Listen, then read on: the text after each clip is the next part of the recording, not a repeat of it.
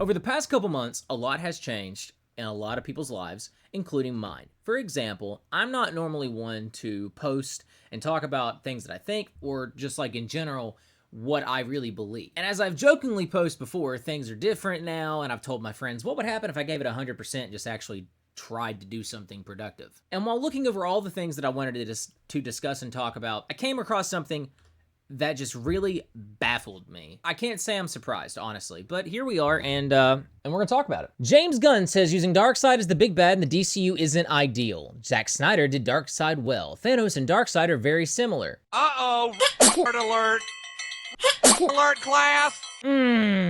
Are they though? Using Darkseid as the big bad now is not necessarily the thing, because Zack did it in such a cool way and because of Thanos and Marvel. That is his response to not incorporating in one of the biggest, baddest mofos in the DCU. Look, I get it. I'm biased, 100%. Not even gonna lie about it. I prefer the DCU. Always have. I have always felt that their comics just don't care what you think. They're going to give you a story and you're either going to like it or you're not. While the opposite side being Marvel has been more like, what's the niche, what's catching on, and what can we do to get everybody involved, versus DC is like, we know what we have. You either are going to like it or you're not, but we're not going to cater. They do cater, don't get me wrong, and that's backfired a lot recently with the DCU, and we can cover that in a different video. But for now, I want to talk about our boy James Gunn.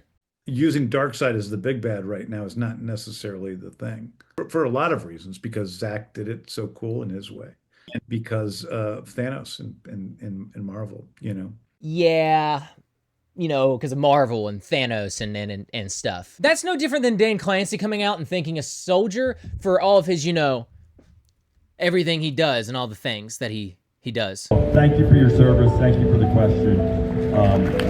Really appreciate, you know, what you've done and all that. Comparing Thanos to Darkseid is the equivalency of comparing the color blue to the color red. They are not the same, they're just made up of light. Based on the MCU, Thanos' sole purpose was to destroy half of everything in the universe based off of the loss that he has, while in reality, the comic book storyline, he was chasing after love, trying to prove that he loved Lady Death. Spoiler alert! The Green Witch from Agatha all along. I didn't watch many of the DC Universe TV shows. I've seen enough clips to know the reference points and enough to know where they were going with it, and it looks cool. It's not for me. But you cannot sit here and tell me that having Thanos, Josh Brolin, and the Green Witch, Audrey Plaza, clashing together, showing that he really loved her. He destroyed half of the universe for like a whole 4 years.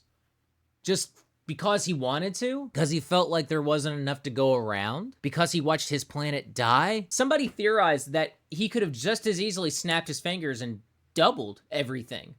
He could have made new planets in that same snap, but he chose to kill people, which makes him the big bad that he is. However, Papa Darkseid here,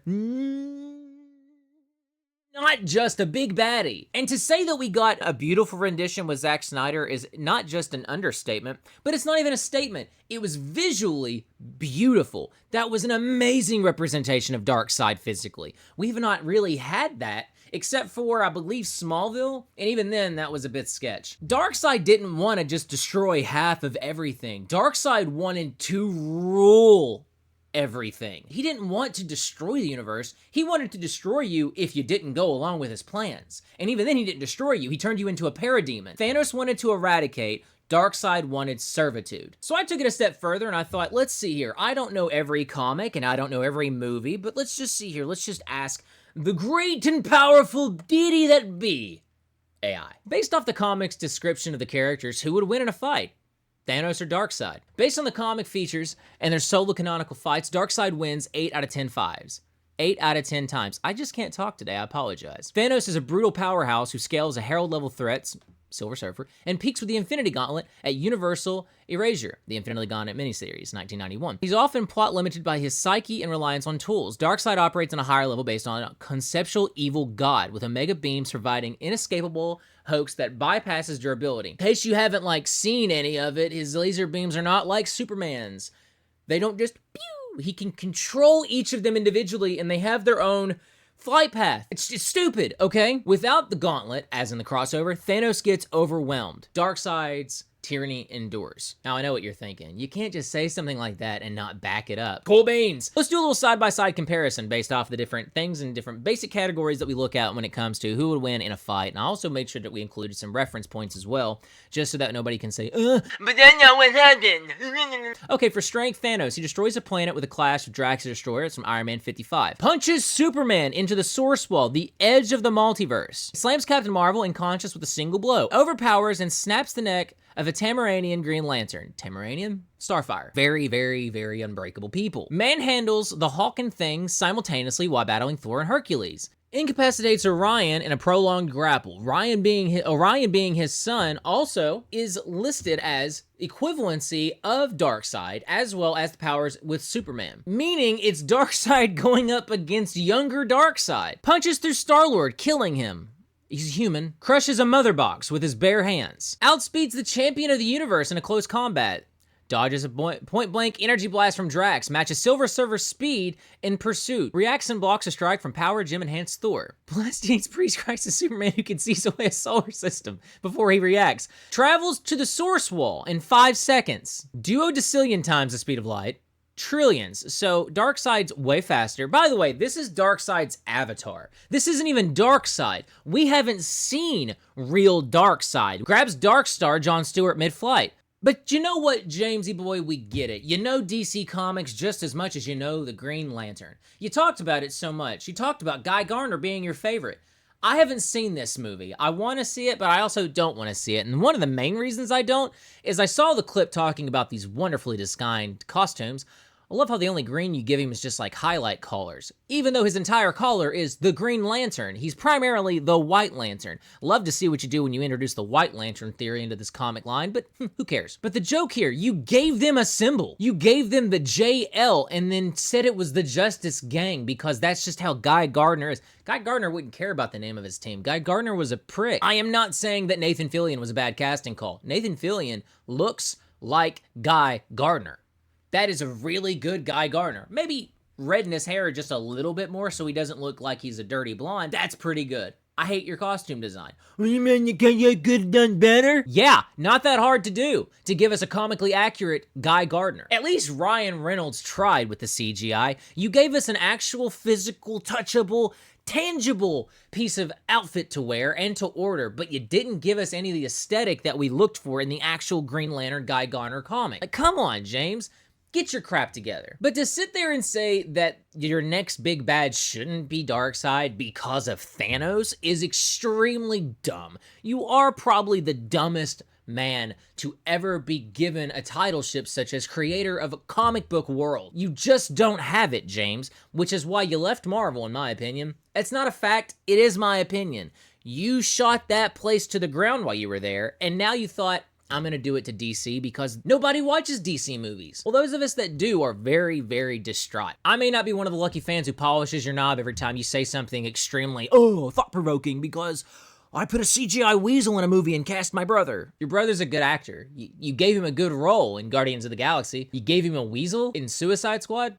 I say all of these things not to sound like a dick and to sound like a prick towards James Gunn. I'm not a fan of James Gunn. That doesn't mean I'm gonna talk trash about him. I never really have seen any of his work and gone, oh my gosh, that was amazing. I've gone to the theater and said, unknowingly, this is a James Gunn movie, isn't it?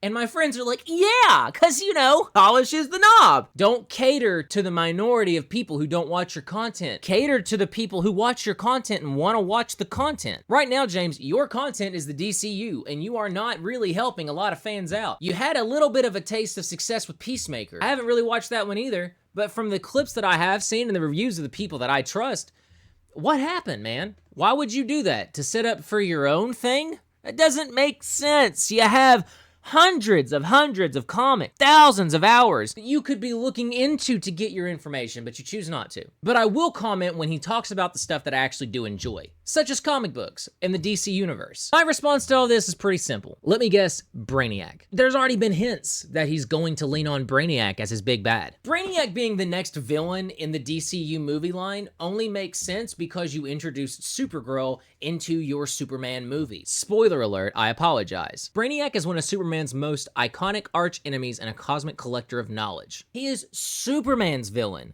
Does he fight the Justice League? Yes, he does. But introducing the Justice League into Superman and saying, yeah, we're gonna have the Brainiac guy come in and he's gonna be the big bad, and we're gonna have the Green Lantern, and we're gonna have Mr. Terrific, and we're gonna have Superman and Supergirl fight him. You would honestly be better off using your sequel movie to Superman, opening a void and having a new version of General Zod come out. You should have teased Darkseid, that he was there, that he is a presence in your world, but instead, you focused on whatever you wanted to focus on, and you're giving us this slop. Brainiac is not a bad choice for a Superman sequel. He is a horrible choice for your DCU. So I'm gonna throw my hat in the ring and tell you who I think you should pick next, and it's probably a really big curveball for everybody, especially DC fans that aren't familiar with this guy. If you're gonna give us a Lantern series, give us Necron. You have HBO and Warner Brothers at your back, and you're not gonna pull one of the most twisted, dark storylines from the DCU and give it to us? Marvel is giving us the what if experience in Marvel Zombies. Concepts that just exist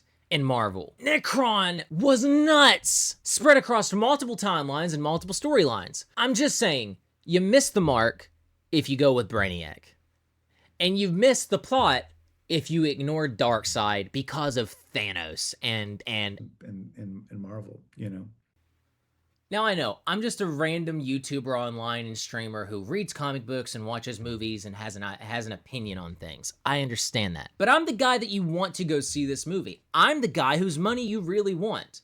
I'm the one you want going to my friends and saying, have you seen this? I know about 9 people who have watched the Superman movie that came out. No one's talking about it. No one is talking about anything of it. Not the acting, not the costume design, not the CGI, the special effects, the writing, none of it. What I am hearing is that if you take all of the Superman movies and line them up from best to worst, this still falls categorically under the search for peace. It doesn't have good graphics, have got monsters and all kinds of stuff. Yeah, and that should say a lot for you, that movie outdid this movie in 2025. Do I think anything's gonna come from me making this video? Absolutely not. But at this point, I am just tired of people who have an opinion saying stupid stuff that has absolutely no relevancy to the things that are on the table. I'm hungry and I'm here for a meal. Myself, I still think you should bring Darkseid into it. I think it'd be a crazy concept. It'd be great to actually see what could be possible with Darkseid on the screen outside of just standing around and crushing Steppenwolf's head.